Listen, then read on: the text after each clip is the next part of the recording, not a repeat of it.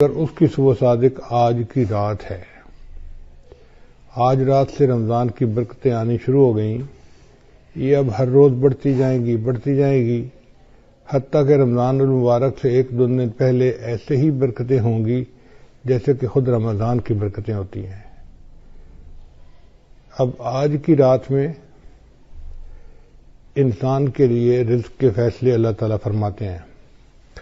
رزق میں انسان کے بیوی بچے، صحت، عزت، کاروبار سب کچھ آ جاتا ہے۔ جو کچھ بھی ہے وہ رزق میں شامل ہے۔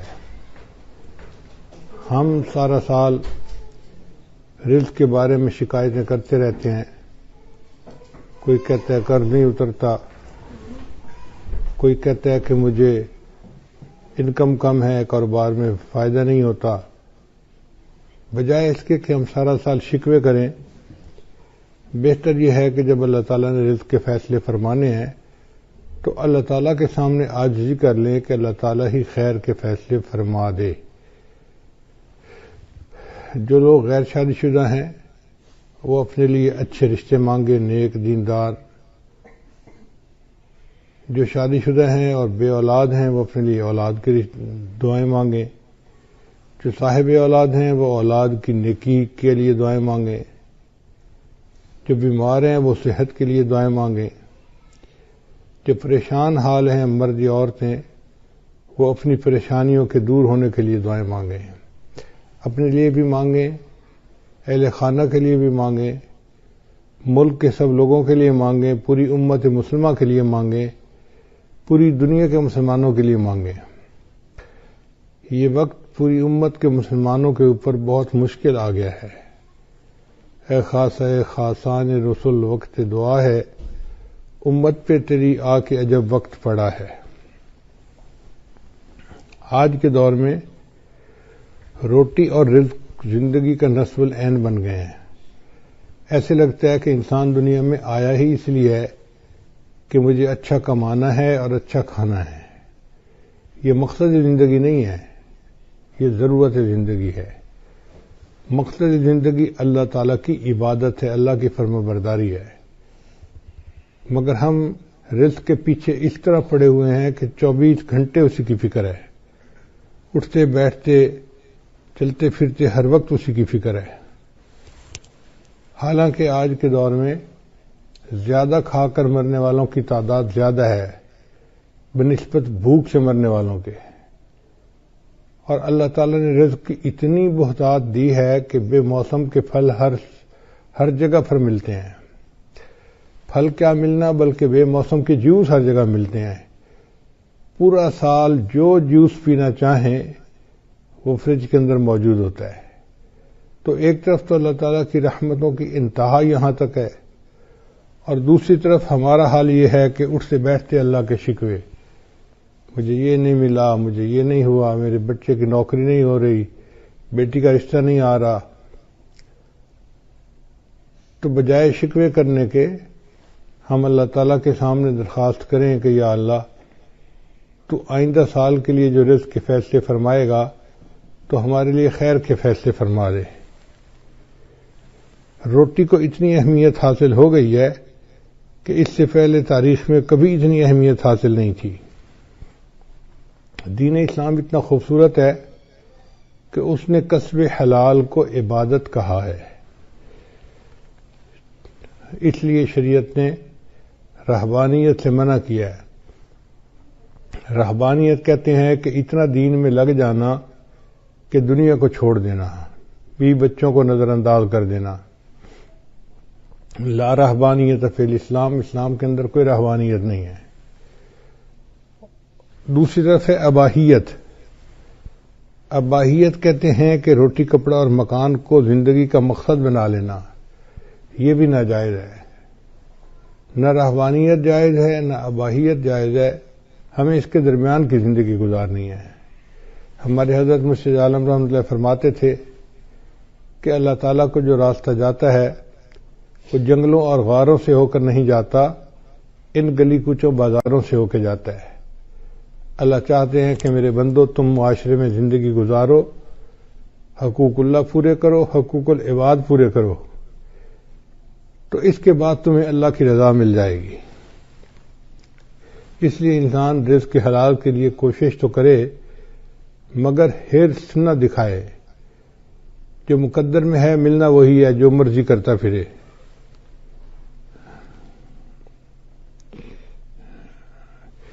یہ جو ہمارا پیٹ کا مسئلہ ہے نا، یہ صرف موت تک کا مسئلہ نہیں، موت کے بعد کا بھی مسئلہ ہے۔ چنانچہ قیامت میں جب انسان کھڑا ہوگا تو اسے سخت پیاس لگی ہوگی۔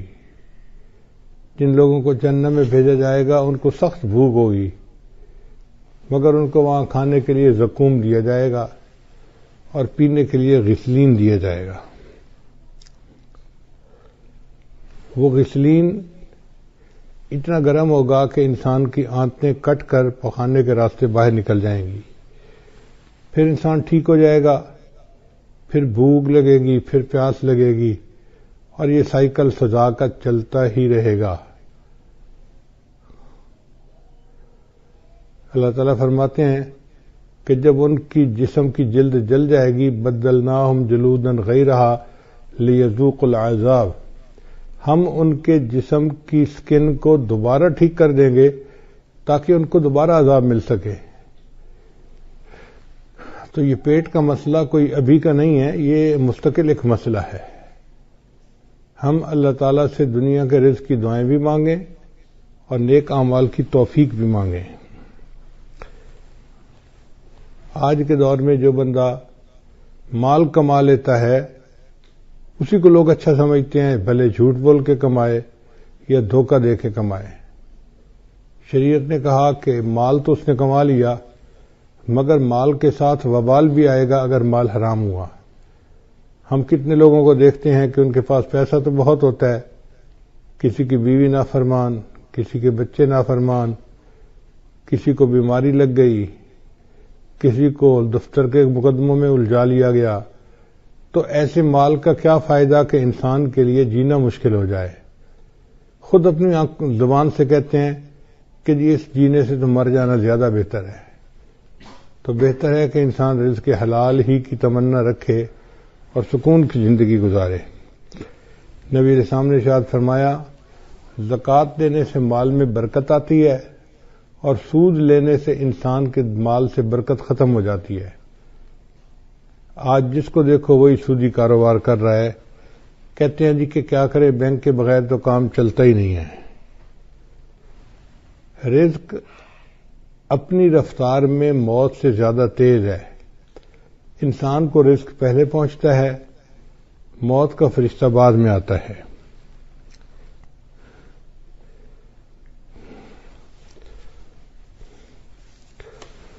باجی بستامی رحمۃ اللہ علیہ نے ایک جگہ نماز ادا کی تو ایک بندے نے ان سے پوچھا، من این تاکل، آپ کہاں سے روٹی کھاتے ہیں؟ تو اس بزرگ نے جواب دیا، تو نہیں، باجی بستامی نے جواب دیا، اصبر حتی اعید الصلاۃ التی صلیتها خلفک، صبر کر حتیٰ کہ میں نماز لوٹا لوں جو میں نے تمہارے پیچھے ادا کی ہے، حیث شککت فی رازق المؤمنین، کیونکہ تو نے مخلوق کو رزق دینے والے پروردگار کے اندر شک کیا ہے۔ بھئی تو کیسا امام مسجد ہے کہ تجھے اتنا ہی نہیں پتا کہ کون کھلاتا ہے ہمیں؟ اس لیے بھائی بستامی رحمۃ اللہ فرمایا کرتے تھے، اگر ساری مخلوق کو میرا کنبہ بنا دیا جائے اور زمین تانبے کی بن جائے کہ اس میں ایک درخت نہ اگے، کھیتی نہ اگے، سبزی کچھ بھی نہ اگے، اور آسمان سے ایک قطرہ بارش کا نہ گرے، مجھے پھر بھی یقین ہے کہ اللہ تعالیٰ میری عیال کو رزق پہنچا دیں گے۔ اللہ تعالیٰ وہ ذات ہے جو انسانوں کو، حیوانوں کو، پرندوں کو، چرندوں کو، کیڑے مکوڑوں کو، ہر کسی کو رزق پہنچاتا ہے۔ حتیٰ کہ بند پتھر کے اندر کچھ کیڑے ہوتے ہیں، ان کیڑوں کو بھی اللہ روزی پہنچاتا ہے۔ تو نے پتھر میں کیڑے کو پالا، خشک مٹی سے سبزہ نکالا۔ تو نے پتھر میں کیڑے کو پالا، خشک مٹی سے سبزہ نکالا، یہ تیرا ہے جہاں، یہ زمین آسماں اے خدایا، کس نے تیری حقیقت کو پایا۔ ہمارے اکابرین نے لکھا ہے کہ رزق کے کھلنے کے 16 دروازے ہیں، 16 کنجیاں ہیں جن سے رزق کے دروازے کھلتے ہیں۔ پہلی کنجی ہے نماز، کہ انسان اہتمام کے ساتھ خشوع و خضوع کے ساتھ نماز ادا کرے۔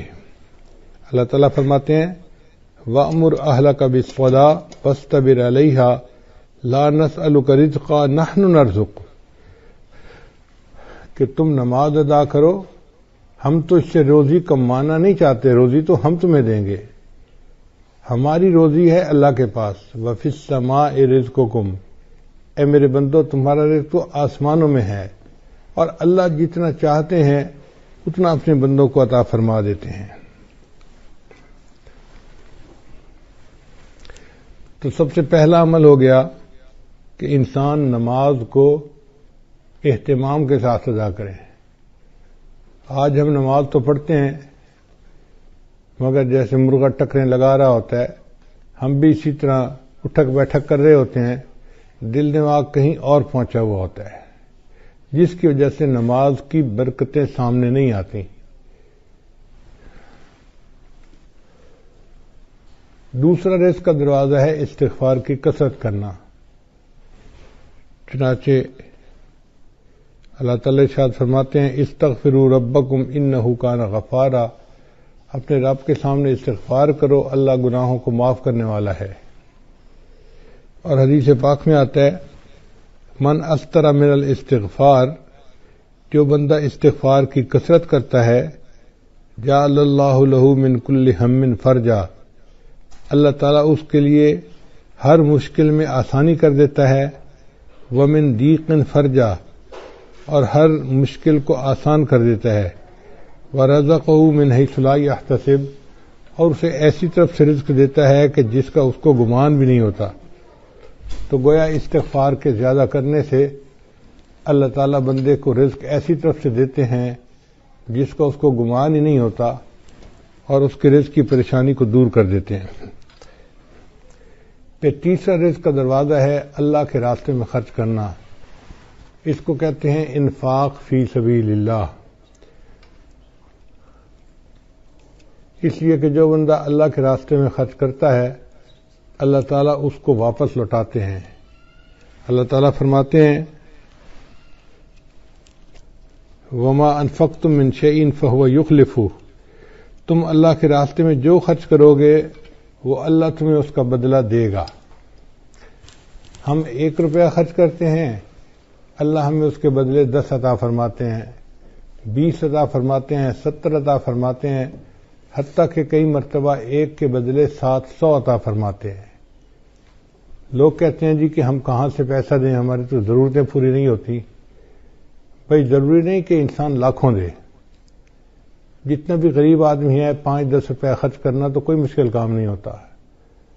تو ہمیں چاہیے کہ ہم مسکینوں پہ، فقیروں میں خرچ کریں، یا مدارس کے جو طلباء ہیں ان کے لیے مطبخ میں خرچ کریں۔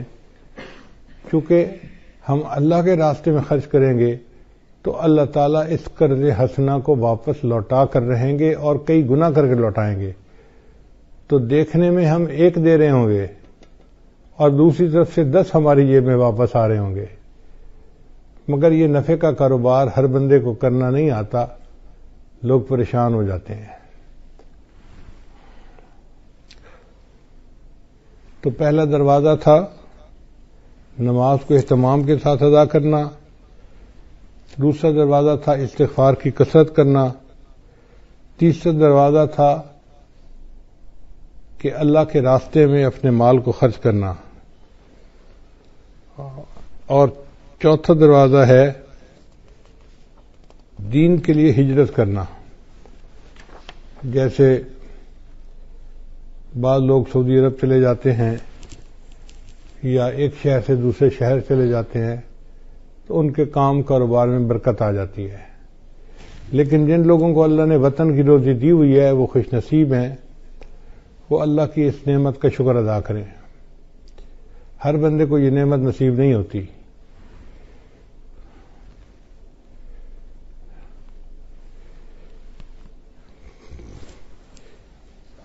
پھر چوتھا عمل ہے تقوی اختیار کرنا۔ اللہ تعالیٰ فرماتے ہیں وَلَوْ أَنَّ أَهْلَ الْقُرَىٰ آمَنُوا وَاتَّقَوْا لَفَتَحْنَا عَلَيْهِمْ بَرَكَاتٍ مِّنَ السَّمَاءِ، اگر یہ بستی دیسوں والے ایمان لاتے، تقوی کو اختیار کرتے تو ہم ان کے لیے آسمان سے برکتوں کے دروازے کھول دیتے۔ تو گناہوں سے بچنے پر اللہ تعالیٰ رزق کے دروازوں کو کھول دیتے ہیں، اور آج گناہوں کی وجہ سے رزق کے دروازے بند ہیں اور ہم پریشانیوں کا شکار ہیں۔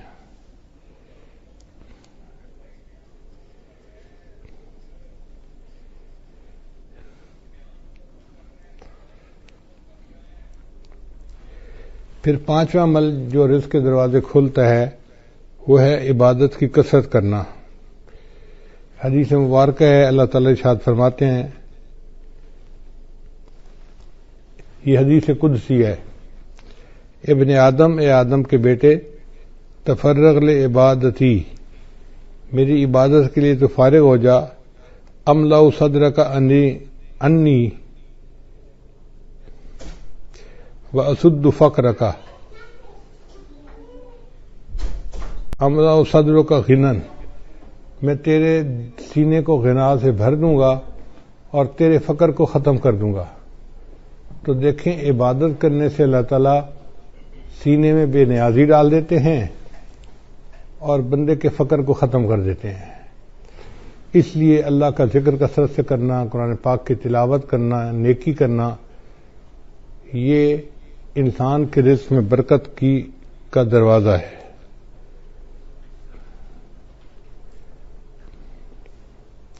اور اگر تو ایسا نہیں کرے گا تو تیرے ہاتھ کاموں میں الجھا دوں گا اور لوگوں کی طرف تیری محتاجی کو ختم نہیں کروں گا۔ دیکھو کیسی عجیب بات کہی ہے کہ میں تیرے ہاتھ کو کاموں میں الجھا دوں گا، ویسے تو بڑا مصروف نظر آئے گا، یہ کر رہا ہوں، یہ دے رہا ہوں، یہ لے رہا ہوں، یہ فائل آ رہی ہے، یہ جا رہی ہے، یہ آرڈر ہے، یہ فلاں ہے، ہاتھ تیرے کام میں الجھے ہوں گے، مگر تیرا فقر ختم نہیں ہوگا، تنگ دستی ختم نہیں ہوگی۔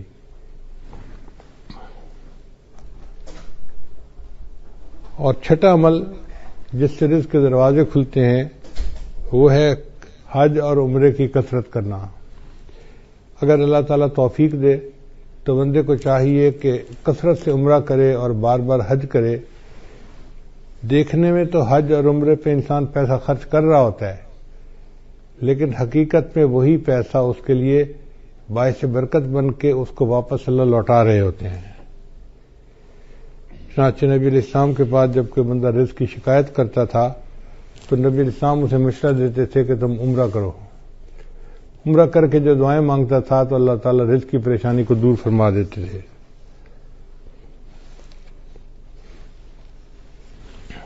ساتواں عمل جس سے رزق کے دروازے کھلتے ہیں اس کو کہتے ہیں صلہ رحمی۔ صلہ رحمی کا مطلب یہ ہے کہ جن کے ساتھ خونی رشتے ہوتے ہیں ان کے ساتھ محبت کا تعلق رکھنا، ان کے ساتھ پیار محبت کا ریلیشن رکھنا اور غم خوشی میں ان کے ساتھ رہنا، اس کو صلہ رحمی کہتے ہیں۔ چنانچہ جو بندہ صلہ رحمی کرتا ہے اللہ تعالیٰ اس کو دو نعمتیں عطا فرماتے ہیں۔ حدیث پاک میں ہے من احب ان یزاد فی عمرہ، جو بندہ اس بات کو پسند کرتا ہے کہ اس کی عمر کے اندر زیادتی ہو، یعنی لمبی عمر ہو، فیزاد فی رزقہ، اور اس کے رزق میں زیادتی ہو، برکت ہو، فلیصل رحمہ، اس کو چاہیے کہ صلہ رحمی کو زیادہ کرے۔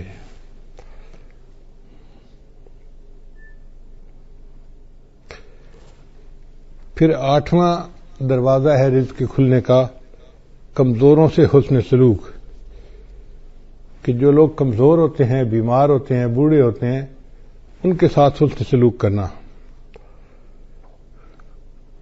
حدیث مبارکہ میں آتا ہے کہ تمہیں اپنے کمزور اور ضعیف لوگوں کی وجہ سے نصرت ملتی ہے۔ اللہ تعالیٰ قرآن مجید میں فرماتے ہیں وَلَوْ يُؤَاخِذُ اللَّهُ النَّاسَ بِمَا كَسَبُوا، اگر اللہ تعالیٰ پکڑ لیتا انسانوں کو جو عمل وہ کرتے ہیں، مَا تَرَكَ عَلَىٰ ظَهْرِهَا مِن دَابَّةٍ، تو زمین کی سطح کے اوپر کوئی ایک بھی جاندار باقی نہ بچتا۔ اگر اللہ پکڑنے پہ آتا نا جو تم اعمال کرتے ہو تو کوئی انسان نہ بچتا، کوئی جانور نہ بچتا، زمین کے اوپر کچھ بچتا ہی نہ۔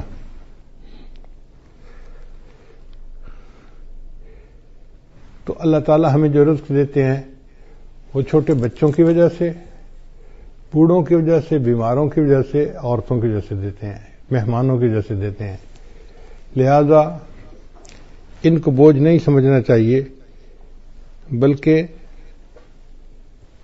ان کی وجہ سے ہمیں رزق ملتا ہے، ہر وقت ذہن میں یہ رکھنا چاہیے۔ رزق کا نواں دروازہ جس سے کہ انسان کا رزق کھلتا ہے اس کو توکل کہتے ہیں۔ توکل کا مطلب یہ ہے کہ انسان اللہ پر امید رکھے، اپنی طرف سے کوشش کرے اور نتیجہ اللہ پہ چھوڑ دے۔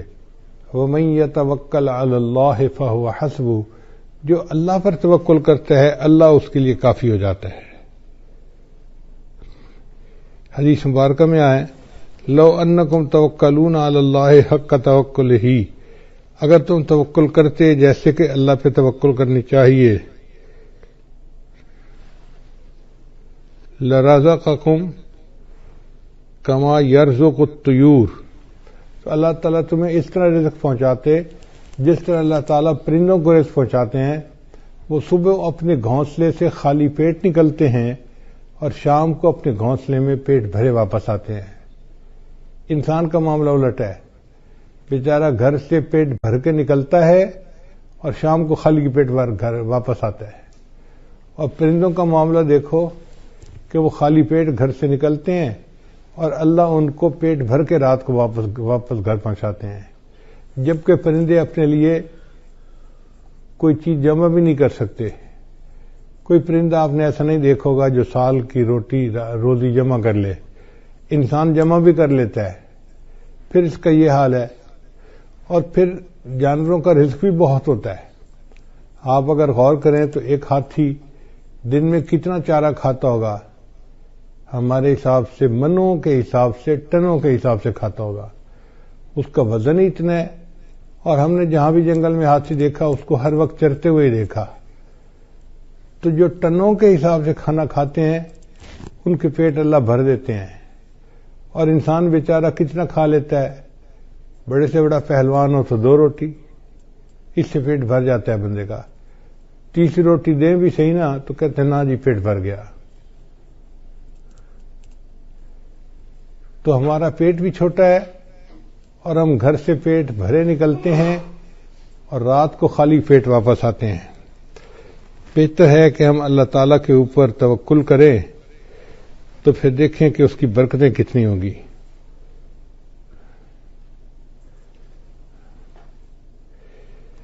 پھر 10واں دروازہ ہے انسان نعمتوں کا شکر ادا کرے۔ اللہ تعالیٰ فرماتے ہیں لئن شکرتم لازیدنکم، اگر تم شکر ادا کرو گے ہم اپنی نعمتیں تم پر اور زیادہ کریں گے۔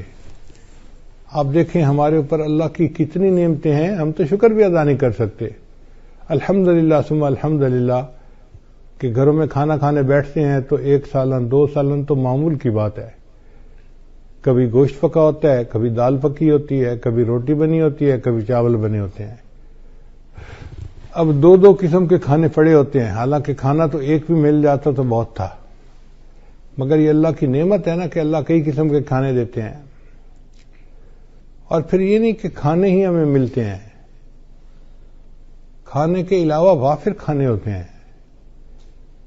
چنانچہ میں نے دیکھا ہے کہ ہمارے پاس کئی دفعہ 8-10 مہمان آ جاتے ہیں نا، تو مجھے صرف اندر پیغام بھیجنا پڑتا ہے جی کہ مہمان ہیں، کوئی کھانے کے لیے تردد نہیں کرنا پڑتا۔ اللہ کے فضل سے اتنا کھانا ہوتا ہے گھر والوں کا بچا ہوا کہ 8-10 آدمیوں کا کھانا تو اسی میں ہی نکل آتا ہے۔ یہ اللہ کا کتنا بڑا کرم ہے، کتنا بڑا فضل ہے، ہم اللہ کی اس نعمت کا شکر ہی ادا نہیں کر سکتے۔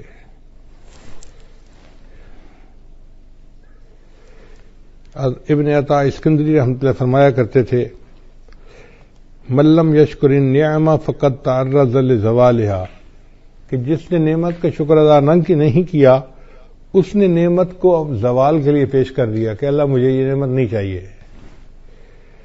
ومن شکرہا، اور جس نے نعمت کا شکر ادا کیا فقد قید بعقالہا، اس نے نعمت کو نکیل کے ذریعے سے پکڑ لیا، باندھ لیا اپنے پاس۔ یعنی جو نعمت ملتی ہے اور بندہ اس کے اوپر شکر ادا کرتا ہے، پھر وہ نعمت اللہ اس سے واپس نہیں لیتے بلکہ اس نعمت میں اور برکت عطا فرما دیتے ہیں۔ پھر 11واں دروازہ کہ جب بھی مرد اپنے گھر میں داخل ہو مسکراتے چہرے کے ساتھ داخل ہو اور اہل خانہ کو سلام کرے۔ حدیث مبارکہ میں ہے، سیدہ صدیقہ عنہا فرماتی ہیں کہ نبی صلی اللہ علیہ وسلم جب بھی گھر تشریف لاتے تھے تو مسکراتے چہرے کے ساتھ آتے تھے اور اہل خانہ کو سلام کیا کرتے تھے۔ یہ اہل خانہ کو سلام کرنا رزق کی برکت کا ذریعہ ہے۔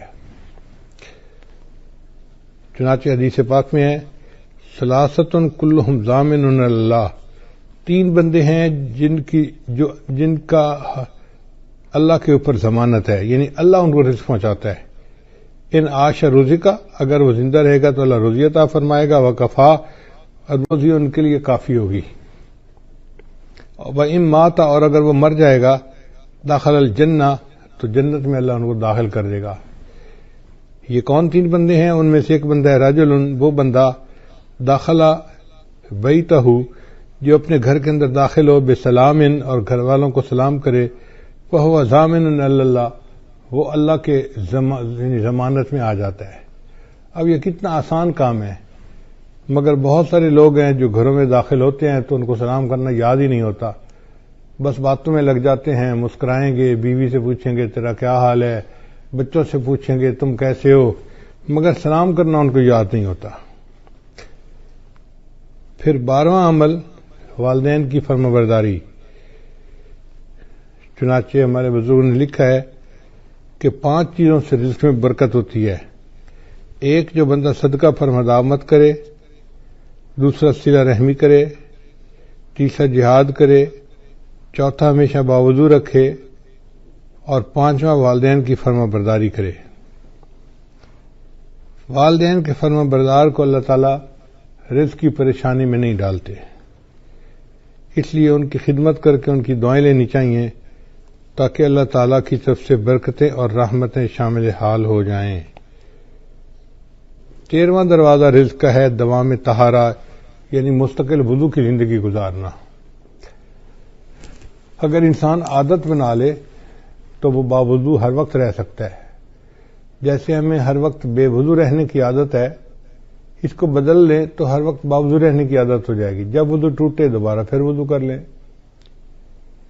ہمارے اسی شہر میں ایک جگہ ایک گھرانہ ہے جو امام ربانی مجدد ثانی رحمۃ اللہ کے اولاد میں سے ہیں، تو بہت سال پہلے کی بات ہے، کوئی 30 سال پہلے کی بات ہے، مجھے خیال آیا کہ جا کے ان سے صرف اللہ کے لیے ملاقات کروں، تو میں ان کے ہاں گیا، ملاقات ہوئی۔ ہم جب پہنچے تو بس مغرب کے وقت میں کوئی 5 ہی منٹ باقی تھے، سلام دعا ہوئی۔ انہوں نے کہا جی کہ یہاں سے مسجد دور ہے تو ہمیں گھر میں ہی نماز پڑھنی پڑے گی۔ ہم نے کہا ٹھیک ہے۔ ان کے بچے گراؤنڈ کے اندر فٹ بال کھیل رہے تھے، کوئی 10-12 بچے ہوں گے چھوٹے بڑے، خوب ہنگامہ تھا جیسے 2 ٹیموں کا میچ ہو رہا ہوتا ہے۔ لو جی ہم کھڑے ہو گئے مصلی پہ جماعت کے لیے، انہوں نے آواز دی بچوں کو، بچوں نماز کا وقت ہو گیا ہے۔ سارے بچے گراؤنڈ سے بھاگتے ہوئے آئے اور صف میں آ کے کھڑے ہو گئے۔ اب جب ہم نے نماز ادا کی تو مجھے بڑی حیرت ہوئی کہ کیا سب بچوں کا وضو تھا یا کچھ بچوں نے بے وضو ہی نماز پڑھ لی۔ تو میں نے ان سے سوال پوچھا کہ جی بچے کسی کو وضو تو نہیں کرتے میں نے دیکھا، تو وہ مسکرائے اور کہنے لگے کہ جی ہمارے خاندان میں بچوں کو یہ تربیت دی جاتی ہے کہ تم نے پوری زندگی باوضو گزارنی ہے۔ ہمارے گھر کے چھوٹے بڑے جس بندے کو آپ دیکھیں گے، جب بھی دیکھیں گے ہمیشہ باوضو دیکھیں گے، اگر وضو ٹوٹے گا تو دوبارہ اسی وقت وہ پھر وضو کر لیں گے۔ تو اگر ایسے خاندان آج بھی دنیا میں موجود ہیں کہ جن کے گھر کا ہر چھوٹا بڑا بندہ مرد عورت ہر وقت باوضو رہتے ہیں تو پھر اللہ ان کی رزق میں بھی برکت عطا فرما دیتے ہیں۔ پھر 12واں عمل ہے، 14واں عمل ہے چاشت کی نماز پڑھنا، چاشت کی نماز ہوتی ہے دن کے 10 بجے 11 بجے، جب ذرا سورج طلوع ہو جاتا ہے اور پاؤں جلنے لگ جاتے ہیں گرمیوں میں، تو اس کو صلاۃ الضحیٰ کہتے ہیں، چاشت کی نماز کہتے ہیں۔ یہ وہ ٹائم ہوتا ہے جب اکثر مرد اپنے دفتروں میں چلے جاتے ہیں یا کھیتوں میں چلے جاتے ہیں یا اپنے کاروباروں میں چلے جاتے ہیں۔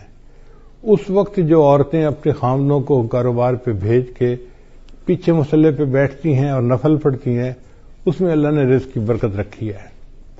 اب کتنی عورتیں ہیں جو رزق میں کمی کے شکوے تو کرتی ہیں، لیکن وہ چاشت کی نماز نہیں پڑھتی کہ محنت کرنے کے لیے تو میرا خامد نکل گیا، پسینہ تو وہ بہائے گا، اب اللہ کرے کہ اس کے رزق میں برکت ہو جائے اور ہمیں اللہ تعالیٰ رزق میں آسانی فرما دے۔ تو یہ نماز پابندی کے ساتھ پڑھنے کی ضرورت ہے۔ ہمارے بزرگوں نے لکھا ہے کہ جو بندہ چاشت کے وقت نماز نہ پڑھ سکتا ہو، دفتر کی وجہ سے یا کاروبار کی وجہ سے یا دکان کی وجہ سے، اس کو چاہیے کہ سورج نکلنے کے چند منٹ بعد جو اشراق کی نماز پڑھتے ہیں تو 2 رکعت اشراق کی نیت سے پڑھ لے اور 2 رکعت چاشت کی نیت سے اسی وقت پڑھ لے تو اس کی چاشت کی نماز ہو جائے گی۔ تو معمول بنا لینا چاہیے کہ چاشت کی نماز دفتر جانے سے پہلے پڑھ کے ہی جائیں۔ پھر 15واں عمل جس سے انسان اللہ تعالیٰ رزق کے دروازے کھولتے ہیں وہ ہے سورہ واقعہ کو پابندی کے ساتھ پڑھنا۔ حدیث مبارکہ میں آتا ہے من قرأ سورۃ الواقعہ کل لیلۃ، جس نے ہر رات میں سورہ واقعہ کو پڑھا، لم تصبہ فاقۃ ابدا، اس کو کبھی فاقہ نہیں پہنچتا۔ عبداللہ بن مسعود رضی اللہ عنہ ایک بڑے مفتی قسم کے صحابی تھے، وہ بیمار ہو گئے۔ حضرت عثمان غنی امیر المومنین تھے، وہ ان کو ملنے کے لیے آئے۔ اللہ تعالی نے عثمان غنی رضی اللہ عنہ کو مال پیسہ بھی بہت دیا تھا، تو انہوں نے بات چھیڑی اور بات کرتے ہوئے کہا کہ عبداللہ بن مسعود آپ کی بیٹیاں ہی بیٹیاں ہیں، بیٹا کوئی نہیں، تو میرا دل چاہتا ہے کہ میں آپ کو بہت سارا مال ہدیہ دے دوں، یعنی میں اپنی طرف سے بتا رہا ہوں کہ جیسے میں آپ کو 5 لاکھ دینار یا درہم ہدیہ دینا چاہتا ہوں۔ تو انہوں نے انکار کر دیا، نہیں مجھے نہیں چاہیے۔ تو عثمان غنی اللہ نے فرمایا کہ آپ کی بیٹیاں ہیں، آپ کو تو پیسے کی ضرورت ہے۔ ان کا بیٹیاں تو ہیں، مگر میں نے اپنی سب بیٹیوں کو سورہ واقعہ یاد کروا دی ہے اور میں نے ان کو بتا دیا ہے کہ مغرب کے بعد سورہ واقعہ پڑھ لیا کرو۔ نبی علیہ السلام نے فرمایا جو بندہ ہر رات میں سورہ واقعہ پڑھ لیتا ہے اللہ اس کو فاقے سے محفوظ فرما لیتے ہیں۔ یعنی ان صحابہ کا اتنا یقین پکا تھا کہ انہوں نے 4-5 لاکھ ریال ہدیہ لینے کے بجائے سورہ واقعہ کے اوپر زیادہ جو ہے نا بھروسہ کیا کہ اللہ تعالیٰ میری بچیوں کو فاقے سے بچائے گا۔ پھر 16واں عمل ہے دعا کرنا۔ تو ہمیں چاہیے کہ ہم رزق کی برکت کے لیے دعا بھی کریں، جیسے آج کی رات قبولیت دعا کی رات ہے، اور اب سے لے کے جو آگے وقت آ رہا ہے یہ سب قبولیت دعا کا وقت ہے۔ یہ رزق کی جو فہرستیں ہیں یہ اب سے بننا شروع ہوتی ہیں اور یہ بنتی رہتی ہیں بنتی رہتی ہیں بنتی رہتی ہیں، حتیٰ کہ 27 رمضان مبارک کو یہ فہرستیں اللہ تعالیٰ فرشتوں کو ہینڈ اوور کر دیتے ہیں ایگزیکیوشن کے لیے، عمل درآمد کے لیے۔ تو ہمارے پاس آج کی رات سے لے کے 27 رمضان تک کا وقت ہے، اس دوران ہم اللہ کو منائیں، اس کے سامنے روئیں، اس سے رزق مانگیں، اس سے صحت مانگیں، جو مانگنا ہے مانگیں۔ اللہ کے در میں کسی چیز کی کمی نہیں، جتنا مانگیں گے اللہ اتنا عطا فرمائیں گے، حتیٰ کہ 27 رمضان کو یہ لسٹ فائنل ہو جائیں گی اور اسی میں یہ بھی فیصلہ ہوگا کہ اگلے سال کس نے زندہ رہنا ہے اور کس بندے نے مرنا ہے۔ زندگی اور موت کے فیصلے بھی اس بجٹ میں شامل ہیں، جیسے رزق کے فیصلے شامل ہیں۔ تو ہم اللہ تعالیٰ سے دعا مانگیں آج رات بھی اور آئندہ بھی۔ کرونا بیماری کی وجہ سے، حالات کی وجہ سے مسجدوں میں تو اجتماع اس وقت نہیں کر سکتے، لیکن گھر میں بیٹھ کے عبادت تو کر سکتے ہیں، اس میں تو کوئی رکاوٹ نہیں۔ ہم ابھی سے رمضان کی تیاری کریں اور ذہنی طور پہ ہم عبادت کرنے کے لیے تیار ہو جائیں اور اللہ کو منانے کے لیے تیار ہو جائیں، خوب دعائیں مانگیں۔ اگر باجماعت تراویح مسجد میں نہیں پڑھ سکتے تو گھر میں تو پڑھ سکتے ہیں نا۔ مسجدوں کی عمارتیں بند ہوئی ہیں، اعمال بند نہیں ہوئے. اعمال تو ہم کر سکتے ہیں، تو ہم تلاوت کریں، نمازیں پڑھیں، گھر کے اندر مجالس کریں اور اللہ تعالیٰ سے دعائیں کریں خوب ڈٹ کے. جتنا مانگیں گے اتنا ہی اللہ تعالیٰ ہمیں عطا فرما دیں گے. تو یہ 16 دروازے ہیں رزق کے کھلنے کے.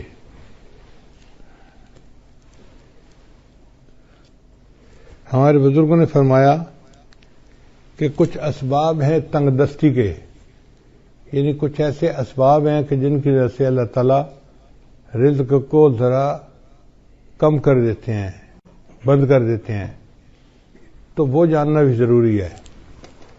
چنانچہ مختصراً میں بتاتا چلوں کہ جو بندہ کھڑے ہو کر جوتے پہن کر ننگے سر کھانا کھاتا ہے، اللہ اس کا رزق تھوڑا کر دیتے ہیں. اور اگر آپ دیکھیں تو آج کل کی دعوتوں میں یہی سلسلہ ہے.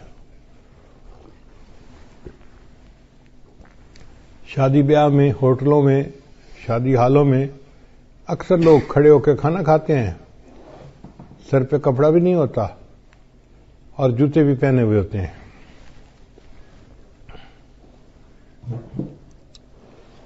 پھر رزق میں تنگی تو ہونی ہوتی ہے. پھر دوسرا، مہمان کو بوجھ سمجھنا. جو لوگ مہمان کے آنے کو بوجھ سمجھیں اور اس فکر میں لگ جائیں کہ جی آ گیا ہے تو کہاں سے اس کو کھلائیں گے اور کتنا اس کو کھلائیں گے اور کتنے دن رہے گا. مہمان بعد میں آتا ہے، اللہ مہمان کا رزق پہلے بھیجتے ہیں. تو الحمدللہ ثم الحمدللہ اللہ تعالیٰ خیر فرما دیتے ہیں. بلکہ میں تو یہ سمجھتا ہوں کہ ہمیں اللہ مہمانوں کی برکت سے روزی دیتے ہیں. ایک دن میں کھانا کھا رہا تھا تو میری بہو کہنے لگی کہ ابو جی ایک بندہ ہے انڈیا کا، بڑا مالدار ہے، اس نے پورا سال ہر روز بندے کو ہر روز 1000 بندوں کو کھانا کھلایا. اب وہ بڑی حیران تھی کہ 1000 بندوں کو کھانا ہر روز وہ کھلاتا تھا. جب اس نے بات کر لی تو میں نے کہا کہ بیٹا وہ تو امیر آدمی ہے، وہ تو 1000 بندوں کو دن میں ایک دفعہ کھانا پورا سال کھلاتا ہے. ہم فقیر لوگ ہیں اور ہم الحمدللہ 1000 طلباء کو دن میں 3 مرتبہ کھانا کھلاتے ہیں. صبح ناشتہ بھی ہوتا ہے، دوپہر کا کھانا بھی ہوتا ہے، رات کا کھانا بھی ہوتا ہے، اور پورا سال اللہ روزی پہنچا دیتے ہیں. تو حیران ہوئی، کہنے لگی ہاں بات تو ٹھیک ہے. میری وائف پاس بیٹھی ہوئی تھی تو وہ کہنے لگی کہ میں ایک بات بتاؤں. میں نے کہا کیا؟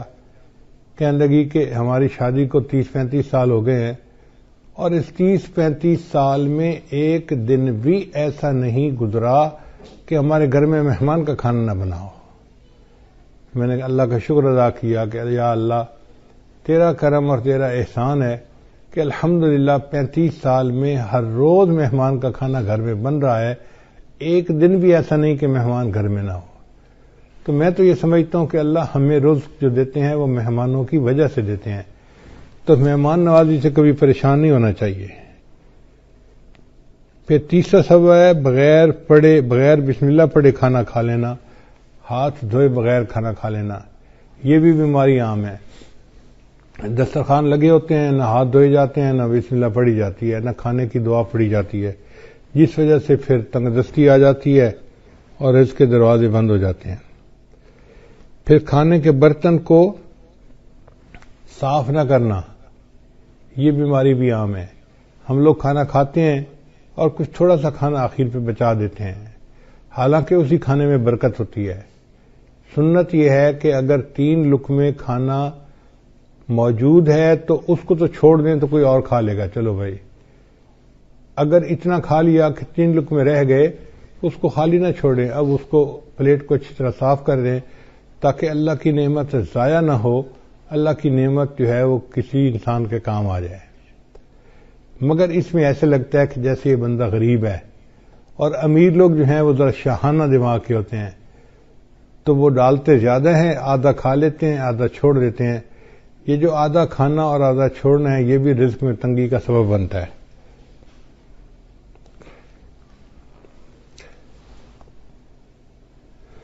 اور ایک اور بات کہ بیت الخلاء میں باتیں کرنا، پہلے زمانوں میں یہ گناہ کم تھا، آج یہ گناہ زیادہ ہے، بلکہ نوجوان بچے اور بچیاں جو ادھر ادھر کالیں کرتے ہیں چھپ چھپ کے، وہ تو کئی مرتبہ جا کے بیٹھ کے بات ہی کرتے ہیں بیت الخلاء میں، پتہ ہی نہ چلے کسی کو کہ کیا ہوا۔ بیت الخلاء میں باتیں کرنے سے فرشتوں کو بھی تکلیف ہوتی ہے اور رزق کے اندر بھی تنگی کر دی جاتی ہے۔ پھر 7واں بات ہے فقیر کو جھڑکنا۔ اگر کوئی مانگنے والا آئے تو بندہ فقیر کو جھڑکی نہ دے، چلے جاؤ بھائی یہاں سے، کہا نہیں آپ کو چلے جاؤ، سن نہیں رہے، جاتے کیوں نہیں، ایسے جھڑکی نہیں دینی چاہیے، بلکہ اگر کچھ ہے تو دے دے، اور اگر نہیں تو کہہ دے جی آپ آگے چلے جائیں۔ ہم ایک مرتبہ حرم شریف میں بیٹھے ہوئے تھے تو ایک یو کے کا بندہ حضرت کے پاس آیا مطاف کے اندر، کہنے لگا حضرت میں حج کے لیے آیا ہوں، لیکن یہاں مطاف میں تو مانگنے والے بہت ہیں، ہر تھوڑی دیر کے بعد کوئی فقیر آ جاتا ہے مانگنے والا، اب سمجھ نہیں آتی کہ ہم کس کو دیں اور کس کو نہ دیں۔ اگر ہم ہر کسی کو دے دیں تو ان کی تو عادت بگڑ جائے گی، تو دل چاہتا ہے کہ ان کو نہ دیں، اور اگر ہم نہ دیں تو پھر کون دے گا، تو دل چاہتا ہے دے بھی صحیح، تو اب فیصلہ کرنا مشکل ہوتا ہے۔ تو اب بتائیں کہ ہم کس کو دیں، ہمیں کیسے پتہ چلے کہ کون مستحق ہے اور کون مستحق نہیں ہے؟ حضرت نے اس کی ساری بات کو سنا اور پھر فرمایا کہ اچھا یہ بتاؤ کہ اللہ نے جو تمہیں دیا ہے تم اس کے مستحق ہو؟ اس نے کہا نہیں۔ تو حضرت نے فرمایا جب تم اس کے مستحق نہیں اور اللہ نے پھر بھی تمہیں دے دیا ہے، تم بھی اللہ کے خلق کو اپناؤ، دے دو، مستحق ہے یا نہیں یہ تمہارا مسئلہ نہیں، یہ اللہ کا مسئلہ ہے۔ تو بندہ چپ تو ہو گیا، مگر اس کے دل میں سوال تو بہرحال تھا، تو حضرت نے بھانپ لیا کہ اس کے دل میں سوال ابھی باقی ہے، تو پھر حضرت نے اس کو بات پیار سے سمجھائی۔ حضرت نے فرمایا کہ دیکھو وہ بندہ تمہارے پاس مانگنے آیا ہے، مان لیا کہ وہ صاحب حیثیت ہے اور عادتاً مانگ رہا ہے، تم اسے اس لیے دے دو کہ اللہ کا شکر ادا کرو کہ اللہ تو نے مجھے دینے والوں میں سے بنایا، لینے والوں میں سے نہیں بنایا۔ یہ بھی تو ہو سکتا تھا اللہ تجھے اس کے حال میں ڈال دیتا اور تو لوگوں سے مانگتا پھرتا۔ تو اللہ تعالیٰ کی اس نعمت کا شکر ادا کرتے ہوئے دے دیا کرو کہ اللہ تو نے مجھے لینے والا نہیں، تو نے مجھے دینے والا بنایا ہے، میں تیرے نام پہ دے رہا ہوں۔ اس پہ اس کے دل کے اندر تسلی ہو گئی اور اس نے حضرت کے ماتھے کا بوسہ لیا اور خوش ہو کے واپس چلا گیا۔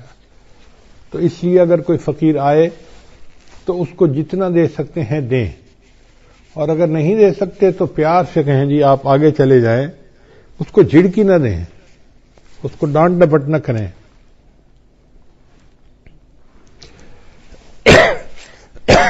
پھر مغرب کی نماز کے بعد بلا عذر جو بندہ سو جاتا ہے، اس سے بھی رزق کے اندر برکت کم کر دی جاتی ہے۔ اگر کوئی بیمار ہے یا کوئی عذر ہے تو اس میں تو شریعت اجازت دیتی ہے، لیکن عادت بنا لینا اس کو شریعت نے منع کیا ہے۔ مغرب کے بعد بلا عذر نہیں سونا چاہیے۔ پھر جو بندہ نماز قضا کر دیتا ہے اللہ تعالیٰ اس کے رزق کو تنگ کر دیتے ہیں۔ عورتیں بالخصوص، نیک عورتیں بھی نمازیں قضا کر بیٹھتی ہیں، پتہ ہے کیوں؟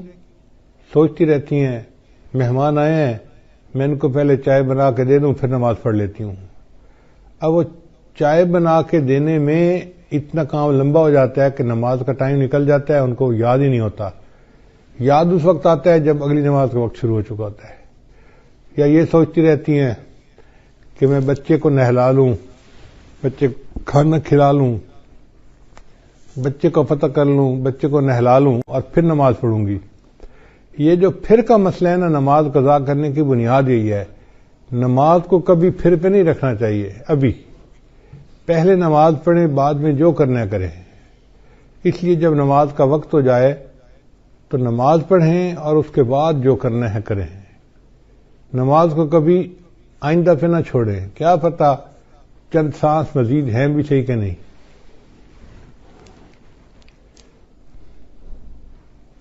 ہمیں ایک مرتبہ اس کا بہت عجیب تجربہ ہوا. ہم پشاور ایک اجتماع سے واپس آ رہے تھے تو لاکھوں لوگ تھے اس اجتماع میں. راستے میں ایک چھوٹی سی مسجد میں ہم رکے. ہم نے سوچا کہ ہم یہاں پر عصر کی نماز ادا کر لیتے ہیں. تو جب میں مصلی کے اوپر کھڑا ہوا امامت کے لیے تو ایک اور گاڑی آ کے رکی جس میں 4 بندے تھے. ان 4 میں سے 2 بندے مسجد کے اندر داخل ہوئے اور دوسرے 2 ان کے پیچھے تھے. تو پیچھے والوں نے ان کو کہا یار یہاں تو پہلے ہی نمازی کافی ہیں، چلو ہم عصر کی نماز آگے پڑھ لیں گے.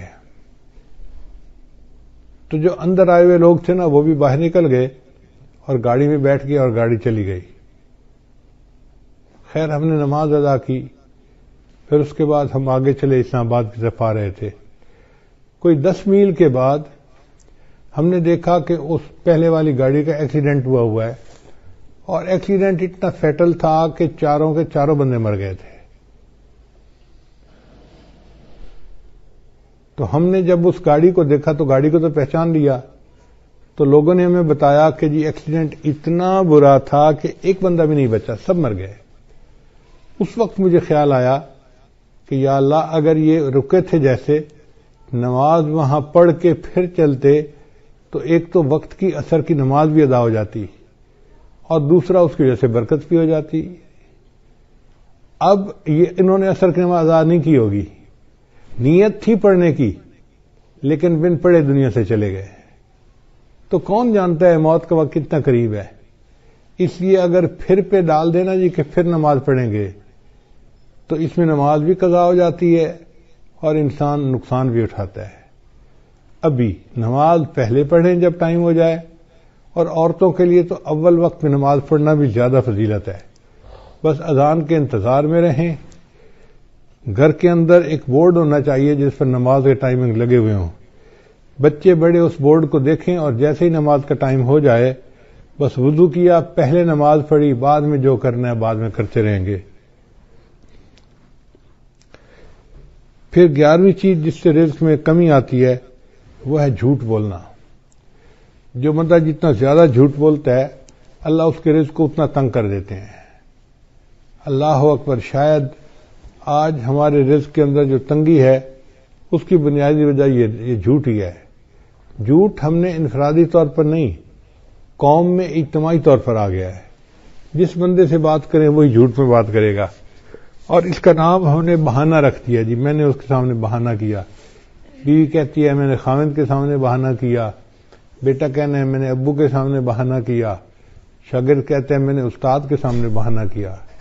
حالانکہ یہ بہانہ صریح جھوٹ ہوتا ہے اور اس جھوٹ سے بچنے کی ضرورت ہے.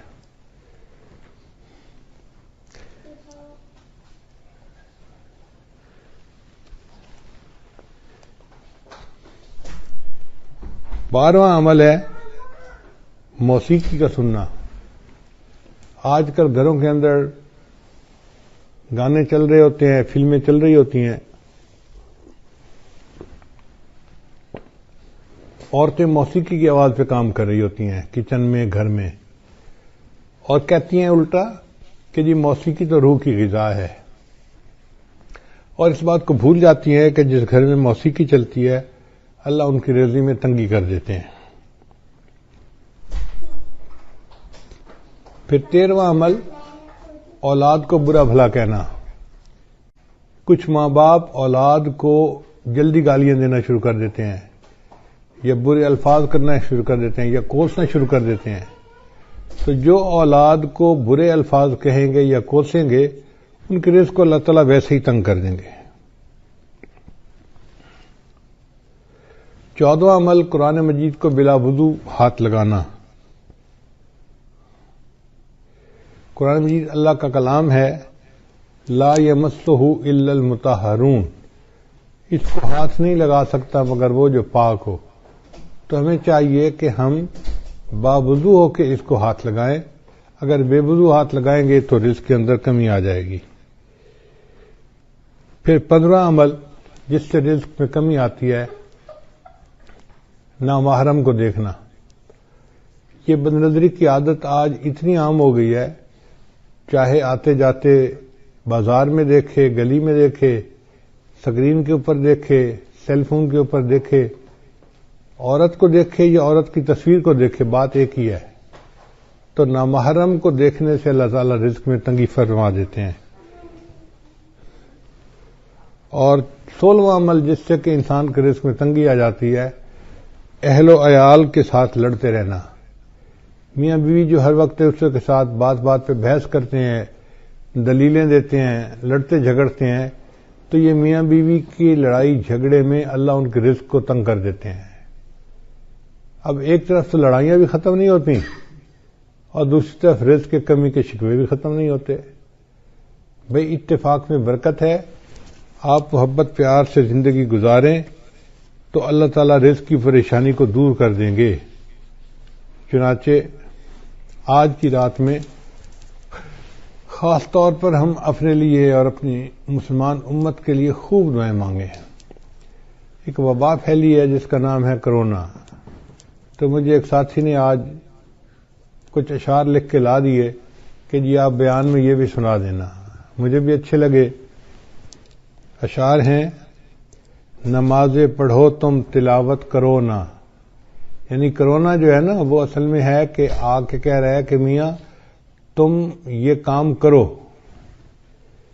نمازیں پڑھو تم تلاوت کرو نہ، گناہوں کو چھوڑو عبادت کرو نہ، کرونا تمہارا نہ کچھ کر سکے گا، کرونا کے خالق کی طاعت کرو نہ، پریشان کیوں ہو خدا ہے تمہارا، دواؤں سے اپنی حفاظت کرو نہ، اٹھو چھوڑ دو کفر کی پیروی اب، غلامی سے نکلو عبادت کرو نہ، نبی کی محبت میں داڑھی بڑھا کر، نبی جیسی اپنی شباہت کرو نہ، اگر چاہتے ہو دلوں میں حلاوت، نگاہوں کی بھی تم حفاظت کرو نہ، کرونا کا یہ بھی ہے پیغام طائر، خدا فدا رب کی چاہت پہ چاہت کرو نہ، کہ تم اللہ کی چاہت پہ اپنی چاہت کو فدا کر دو، یہ کرونا کا پیغام ہے۔ تو بہرحال ہمیں چاہیے کہ ہم اس وبا سے بھی دعا مانگیں اور باطنی روحانی بیماریوں سے بھی دعا مانگیں۔